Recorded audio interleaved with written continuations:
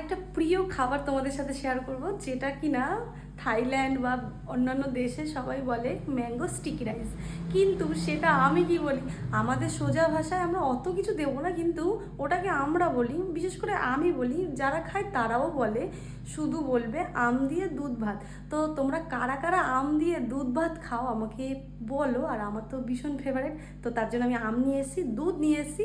তো আমটা তোমাদেরকে দেখাবো, চলো।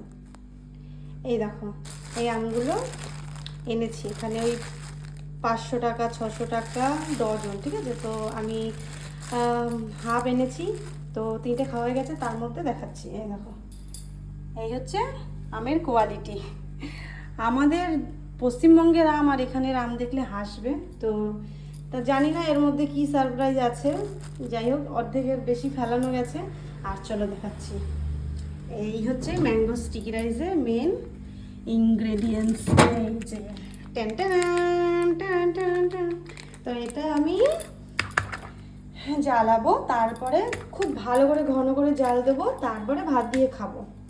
তার জন্য এখন আমি হাঁড়িটা বের করবো, হাঁড়িতেই দুধটা রাখবো। ততক্ষণে আমি একটু এখানে রাখি ফোনটা, আমাকে দেখা যাচ্ছে কিনা বলবে।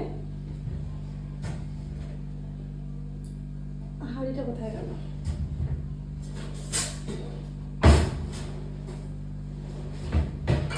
হাঁড়ি তো ফ্রিজের মধ্যে, দাঁড়াও। পেয়ে গেছি, এই যে হাঁড়ি, এটাকে ধুয়ে নেব।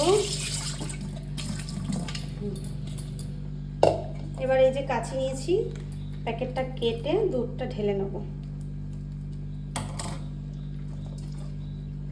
তো সত্যি কথা বলতে আমি দুধ ভাত খেতে খুবই ভালোবাসি, তার সাথে যদি আম থাকে। তোমরা দুধ দিয়ে কলা দিয়ে খেয়েছো কখনো?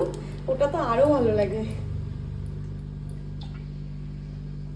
তো চলো, আম দিয়ে দুধ দিয়ে যখন ভাত খাবো তখন তোমাদের দেখাবো, চলো।